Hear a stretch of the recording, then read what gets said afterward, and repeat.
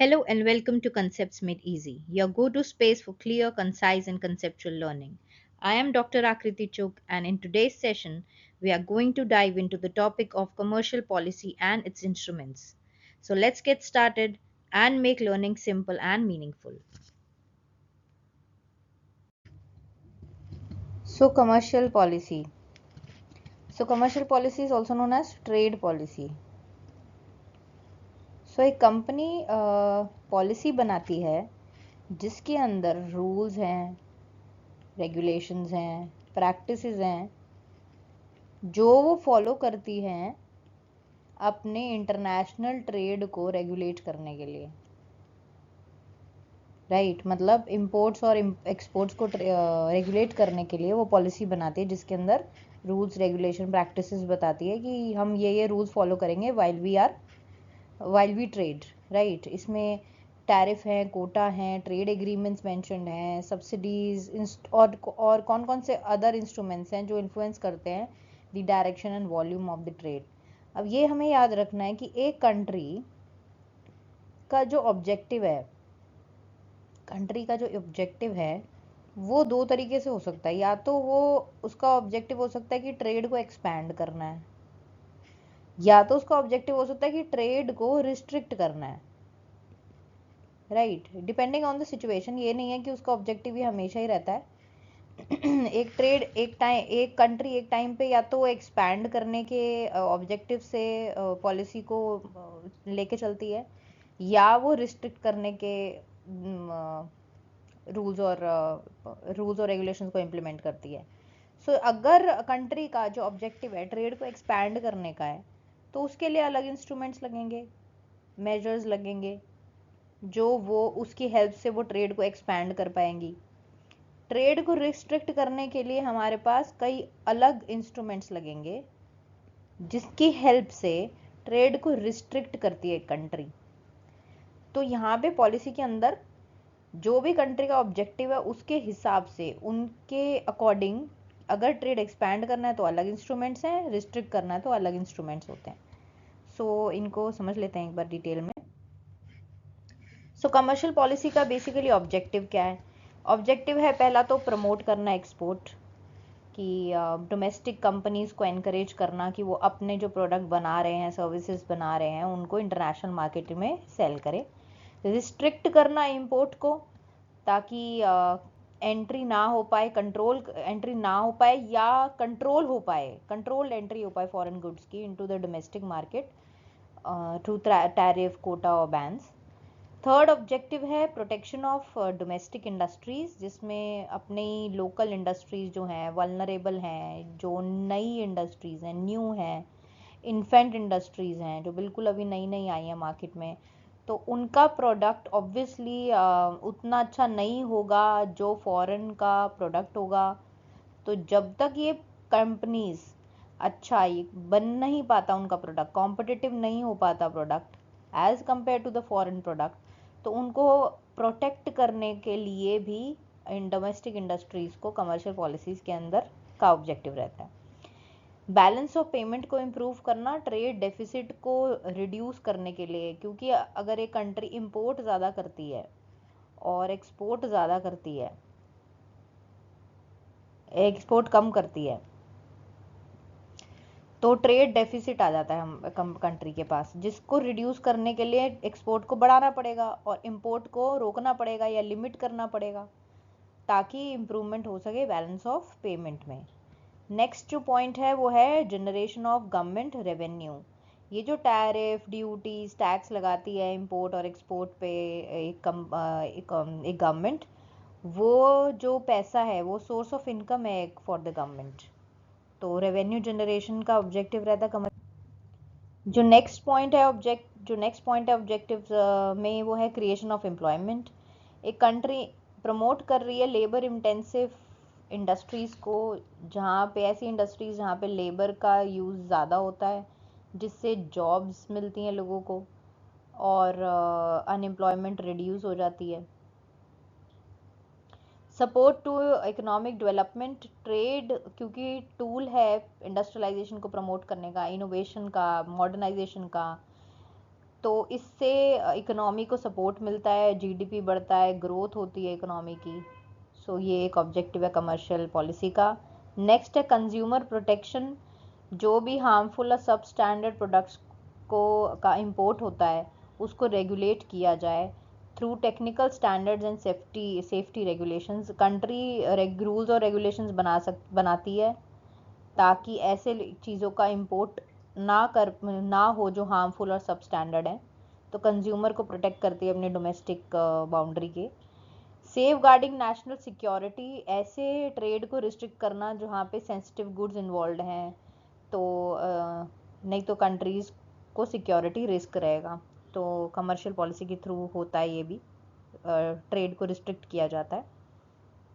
Moving on, types of commercial policy. So हमने ये तो सीख लिया कि कमर्शियल पॉलिसी दो तरीके से करी जा सकती है, या तो वो ट्रेड एक्सपेंशन के लिए हो, ट्रेड को एक्सपैंड करने के लिए हो, या ट्रेड को रिस्ट्रिक्ट या कॉन्ट्रैक्ट करने के लिए हो, या रिस्ट्रिक्ट करने के लिए हो। तो जब हम एक्सपेंशन की बात करते हैं तो फ्री ट्रेड पॉलिसी है, यानी गवर्नमेंट कंट्रोल नहीं कर रही है, यहाँ पे फ्रीली ट्रेड कर सकते हैं, मिनिमल रिस्ट्रिक्शंस हैं इंपोर्ट एक्सपोर्ट पे।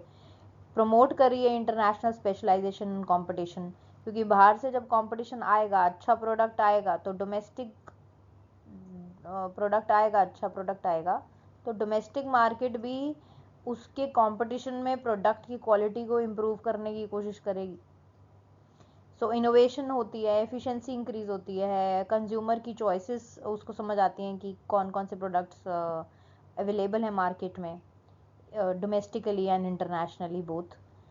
नेक्स्ट जो रहती है कमर्शियल पॉलिसी, वो प्रोटेक्टिव ट्रेड पॉलिसी रहती है, जहाँ पे हम ट्रेड पे रिस्ट्रिक्शंस लेके आते हैं, जैसे टैरिफ लगा देंगे, कोटा लगा देंगे, ताकि डोमेस्टिक इंडस्ट्रीज को प्रोटेक्ट कर सके फ्रॉम फॉरेन कंपटीशन। तो it is use to curb imports, protect jobs and balance trade deficits. तो ट्रेड डेफिसिट को बैलेंस करने के लिए का जब ऑब्जेक्टिव रहता है तो प्रोटेक्टिव ट्रेड पॉलिसीज का यूज किया जाता है। सो मूविंग ऑन, अब ट्रेड एक्सपेंशन के लिए हमारे पास क्या इंस्ट्रूमेंट्स रहते हैं, ट्रेड को हम एक्सपैंड एक गवर्नमेंट कैसे करती है, तो वो इन इंस्ट्रूमेंट्स की हेल्प से करती है जो यहाँ मेंशन है। तो जो फर्स्ट इंस्ट्रूमेंट है ये है एक्सपोर्ट सब्सिडी। तो एक्सपोर्ट सब्सिडी का मतलब होता है जो भी हमारी कंट्री के एक्सपोर्टर्स हैं मतलब जो गुड्स और सर्विसेज बना के बाहर बेच रहे हैं, उनको गवर्नमेंट कुछ सब्सिडी प्रोवाइड करती है ताकि उनको एनकरेजमेंट मिले गुड्स और सर्विसेज को एक्सपोर्ट करते रहें वो। सो फाइनेंशियल असिस्टेंस प्रोवाइड होती है in form of tax exemptions, मतलब उन पे जो टैक्स है वो उनको एग्जेम्प्ट किया जाएगा, प्रोडक्शन करने के लिए सब्सिडी दी जाएगी, इंटरेस्ट लोन्स पे लोअर इंटरेस्ट रेट होगा। तो इससे बेनिफिट क्या मिलता है, एक्सपोर्ट्स चीपर हो जाते हैं इन ग्लोबल मार्केट्स और एनहांस होती है कॉम्पिटिटिवनेस। नेक्स्ट जो है वो ड्यूटी ड्रॉबैक का भी यूज़ कर सकते हैं। ड्यूटी ड्रॉबैक का मतलब होता है जो कस्टम ड्यूटी आपने पे की है उसको रिफंड किया जाएगा on imported raw material components in use in the manufacture of exported goods. अब जो एक्सपोर्टर जो गुड और सर्विस बना रहा है उसमें रॉ मटेरियल लगना है। अब रॉ मटेरियल अगर उसने बाहर से कहीं से इम्पोर्ट किया है, अगर रॉ मटेरियल बाहर से कहीं इम्पोर्ट किया है तो उसने कुछ पैसा जो लगाया है वो रिफंड कर देती है गवर्नमेंट, रिफंड कर देगी गवर्नमेंट कि आप रॉ मटेरियल मंगवाओ, हम आपको पैसे देते हैं, आपको रिफंड करते हैं, आप फिर गुड बना के यही गुड बाहर बेच देना।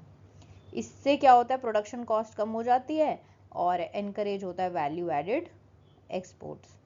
नेक्स्ट जो इंस्ट्रूमेंट है, एक्सपोर्ट प्रमोशन जोन्स बनाओ, ईपीजेड्स और स्पेशल इकोनॉमिक जोन्स बनाओ। स्पेशल जोन्स होते हैं जहाँ पे फर्म्स को टैक्स बेनिफिट्स मिलते हैं, सिंप्लीफाइड कंप्लायंस होती है, डॉक्यूमेंटेशन वगैरह सिंप्लीफाई कर देते हैं और इंफ्रास्ट्रक्चर का भी सपोर्ट देती है गवर्नमेंट। इससे एक्सपोर्ट ओरिएंटेड जो इंडस्ट्रीज हैं जो एक्सपोर्ट कर रही हैं ऐसी इंडस्ट्रीज को एनकरेजमेंट मिलती है और फॉरेन इन्वेस्टमेंट भी एनकरेज होगी, बाहर के लोग यहाँ पे एफडीआई करेंगे, फॉरेन इन्वेस्टमेंट्स करेंगे। तो ऐसे जोन्स में बनाना जहाँ पे टैक्स बेनिफिट्स मिलते हैं फर्म्स को। सो ये थर्ड इंस्ट्रूमेंट रहता है। जो नेक्स्ट इंस्ट्रूमेंट है वो bilateral and multilateral trade agreements हैं। Bi means two, right, multi means many. तो एग्रीमेंट कर लेते हैं, कंट्री ए कंट्री बी के साथ एक एग्रीमेंट कर लें। तो वो एग्रीमेंट कैसा करेंगे कि हम ना बैरियर नहीं लगाएंगे, हम टैरिफ को कम कर देंगे, आपस में ही एक डायलॉग हो जाए जिसको बाय लैटरल हम एग्रीमेंट कहेंगे। एग्रीमेंट हो जाए कि टैरिफ नहीं लगेगा और कम लगेगा, तो ये बायलैटरल है। मल्टीलैटरल में एक से ज़्यादा कंपनीज आपस में मिलके एक एग्रीमेंट बना लें कि हम टैरिफ और टैक्सेस को कम करेंगे, एलिमिनेट करेंगे ट्रेड बैरियर्स को। तो इस तरीके के काफ़ी हमारे पास एग्रीमेंट्स है जो हमने लेटर इस कोर्स में पढ़ना है। इससे फैसिलिटेट होता है easier market access and trade growth होती है। सो ये भी इंस्ट्रूमेंट है ट्रेड एक्सपेंशन के लिए। सो जो नेक्स्ट आता है वो आता है सिंप्लीफाइड एक्सपोर्ट प्रोसीजर्स, जहाँ पे हमारे जो प्रोसीजर डॉक्यूमेंटेशन का काम है, जो प्रोसीजर है, प्रोसेस है, उसको सिंप्लीफाई किया गया है। जैसे फॉर एग्जांपल हम डिजिटाइजेशन कर लेते हैं, ऑनलाइन पेमेंट्स कर लेंगे, सिंगल विंडो क्लियरेंस ले आएंगे ताकि टाइम बचे, कॉस्ट बचे एक्सपोर्टर की, एफिशिएंसी इससे इंक्रीज हो जाती है और बिजनेस भी आसानी से हो सकता है। तो ट्रेड में एक्सपेंशन आ जाती है। एक्सपोर्ट क्रेडिट एंड इंश्योरेंस, हमारे पास ऐसे इंश्योरेंस सर्विसेज या फाइनेंशियल इंस्टीट्यूशंस हैं जैसे एक्सिम बैंक है, ईसीडीसी है, जो प्रोटेक्ट कर रहा है एक्सपोर्टर को from payment defaults and provide कर रहा है वर्किंग कैपिटल भी दे रहा है वो ट्रेड के लिए, जिससे हेल्प होती है कि ट्रेड में एक्सपेंशन हो सके। अभी जो हमने इंस्ट्रूमेंट्स पढ़े वो ट्रेड एक्सपेंशन के लिए थे। ऐसे इंस्ट्रूमेंट जो काम आएंगे जब मुझे ट्रेड को एक्सपैंड करना है, इम्प्रूवमेंट करनी है, ट्रेड में बढ़ाना है ट्रेड को। ये इंस्ट्रूमेंट्स जो हैं हमारे पास, ये ट्रेड को कॉन्ट्रैक्ट करने के हैं। कॉन्ट्रैक्ट मतलब मुझे ट्रेड अब कम करना है ताकि डोमेस्टिक जो मेरी फर्म्स हैं उनको मैं प्रोटेक्ट कर सकूं। तो ट्रेड कॉन्ट्रैक्शन के लिए कुछ मेरे पास इंस्ट्रूमेंट हैं। वो उसमें से फर्स्ट जो आता है वो है टैरिफ। टैरिफ्स है क्या? जब इंपोर्टेड गुड्स पे हम टैक्स लगा दें उसको टैरिफ कहेंगे। इसकी वजह से क्या होगा, जैसे फॉर एग्जांपल कंट्री ए में मैं है, कंट्री ए में हूँ मैं, कंट्री बी से मैंने कोई गुड इंपोर्ट किया, ठीक है।